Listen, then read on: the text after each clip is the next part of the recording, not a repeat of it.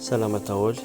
Ity vidéo ity zany mampiseho amintsika indray ireo zava-baovao amin'ny version 6 version fahenina amin'ny application Fihirana Katolika izay nivoaka ny fahenina septambra teo.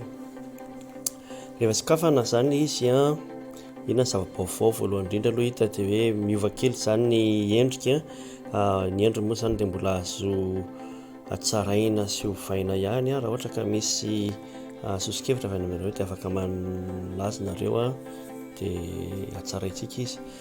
Ny zavatra vaovao hita misy aloha zany fanatsarana teknika ny anatiny ihany, fanatsarana teknika isan-karazany. Fa ny zavatra voalohany indrindra hita ihany koa dia ity bokotra hoe haka fanovana ity.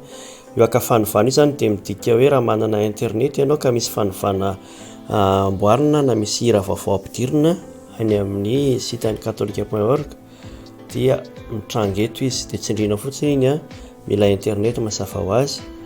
Rehefa tsy anao ianao dia manao hoe ok ihany. Rehefa misy internet amin'izay ianao dia tsindriana hoe tohizo dia manao recherche izy amin'izao tsinona vaovao mihitsy zany izy mbola tsy zavatra vaovao ankoatra ny androany dia hoe efa azo daholo fanovana.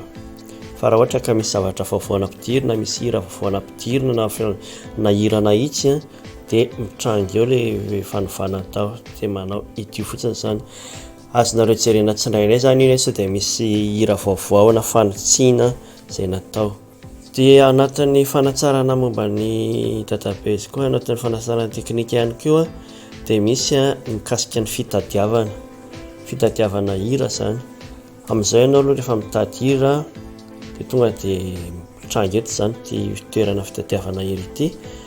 Hatramin'izay dia afaka tadiavina amin'ny lohateny ny hira, ohatra hoe miantso anao, soratana miantso anao dia mitranga ny hira hoe miantso anao. Fa amin'izao koa zany dia afaka tadiavina amin'ny teny ao anatin'ny hira, ohatra hoe mitady ny fanahy ohatra hoe izay fotsiny tadidinao hoe misy hira misy hoe mitady ny fanahy dia manao tadiava ianao dia tonga dia mitranga ilay hira izay misy hoe mitady ny fanahy ny anatiny. Dia ina koa ny zava-baovao anankiray, zava-baovao sasany koa rehefa ohatra ka mandeha ao amin'ny ministry ny fihirana zany tsika, ohatra hoe fihirana asina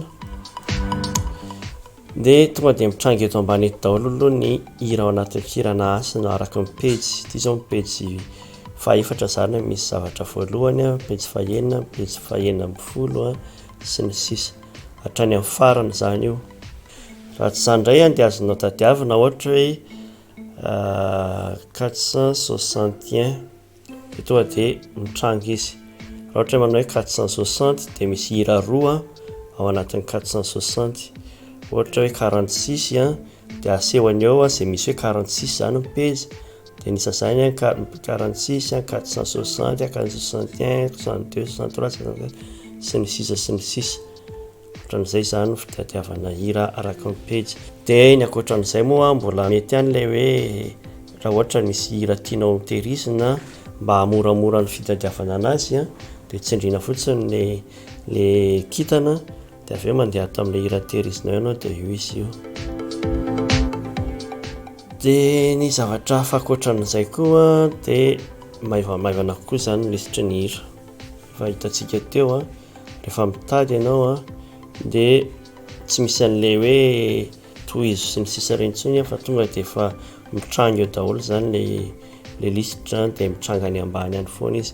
Tsy mampavesatra anazy io satria efa mampiasa teknika hafa hakana an'ilay hira tsikelikely zany.